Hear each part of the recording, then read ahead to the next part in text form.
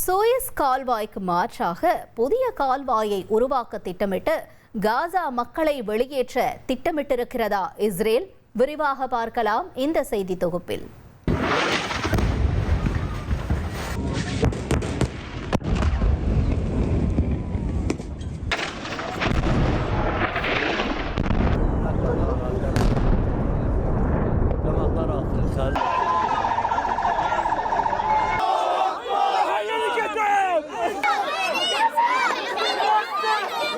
காசாவின் இந்த மரண ஓலத்தை உலகம் இன்னும் எத்தனை காலம் ஆனாலும் மறக்க முடியாது. ஹமாஸ் போராளி குழுவை அழிப்பதாக கூறி இஸ்ரேல் நடத்திய ராணுவ தாக்குதல்களில் பாலஸ்தீனியர்கள் கொத்து கொத்தாக பலியாகினர். இஸ்ரேல் செய்து கொண்டிருப்பது திட்டமிட்ட இனப்படுகொலை என ஐநா அமைப்பு அறிவித்திருந்தது. சமீபத்தில் இஸ்ரேல் காசா இடையே அமைதி ஒப்பந்தம் கையெழுத்தான போது அனைத்தும் முடிந்துவிட்டது, இனிமேல் எந்த குண்டும் ஏற்கனவே நொறுங்கி கிடக்கும் நம் வீட்டின் மீது மறுபடியும் விழாது என பாலஸ்தீன மக்கள் நிம்மதி பெருமூச்சு விட்டனர். ஆனால் அமைதி ஒப்பந்தத்தை ஹமாஸ் மீறுவதாக கூறி இஸ்ரேல் தனது தாக்குதலை தொடர்ந்து கொண்டிருக்கிறது.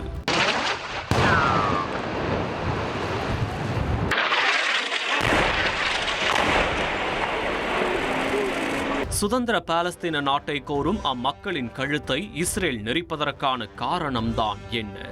இதற்கு முக்கிய காரணமாக முதலில் வந்து நிற்கிறது பென்குரியன் கால்வாய் என்ற திட்டம். உலக வர்த்தகத்தில் சூயஸ் கால்வாயின் பங்கு என்னவென்று அனைவருக்கும் தெரியும். கடந்த 2021ஆம் ஆண்டு சூயஸ் கால்வாயில் எவர்கிரீன் என்ற சரக்கு கப்பல் சிக்கி நின்றபோது உலக பொருளாதாரத்தையே ஆட்டம் காண வைத்தது. அந்த சமயத்தில் பல நாடுகளும் சூயஸ் கால்வாய்க்கு மாற்று என்ன என்பதை தீவிரமாக யோசித்துக் கொண்டிருந்தன. இஸ்ரேல் அதன் பங்கிற்கு தூசி தட்டி எடுத்ததுதான் பென்குரியன் கால்வாய் திட்டம். 1960களில் முதலில் கற்பனை செய்யப்பட்ட இந்த திட்டம் சூயஸ் கால்வாய் என்ற மோனோபோலிக்கு மாற்றாக இருக்கும் என கருதப்படுகிறது. எய்லாட் பகுதியின் அருகே செங்கடலை மத்திய தரைக்கடலுடன் இணைத்து புதிய கடல்வழி வழித்தடத்தை உருவாக்க திட்டமிட்டிருக்கிறது இஸ்ரேல்.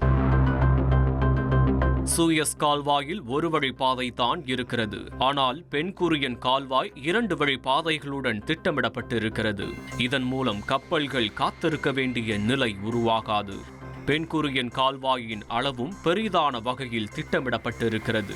இதன் ஆழம் 50 மீட்டராகவும் அகலம் 200 மீட்டராகவும் அமைக்கப்பட உள்ளது.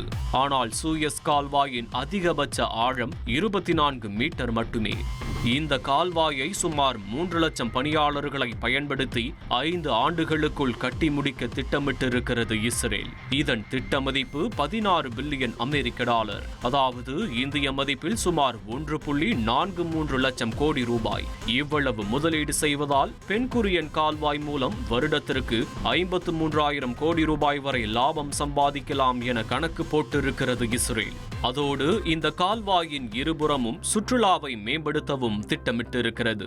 இஸ்ரேலின் பார்வையில் இவை எல்லாம் சரிதான். ஆனால் கால்வாயை அமைக்கப் போவது யாருடைய இடத்தில் என்பதுதான் பெரிய கேள்வி எழுகிறது. பாலஸ்தீன மக்கள் வாழும் காசா பகுதியின் வழியாக பென்குரியன் கால்வாயை அமைக்க திட்டமிடப்பட்டிருக்கிறது.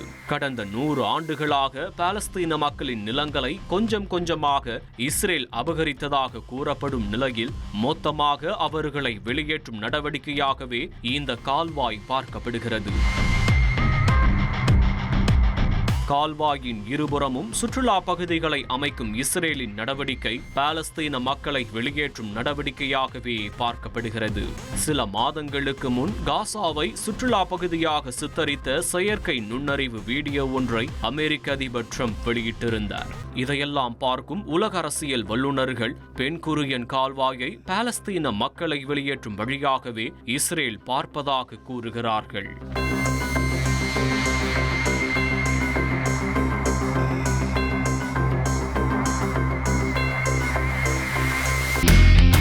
இனி செல்லும் இடமெல்லாம் செய்தி. தந்தி டிவியின் வாட்ஸ்அப் சேனலை ஃபாலோ பண்ணினா செல்ல இருக்கும் இடமெல்லாம் செய்தி.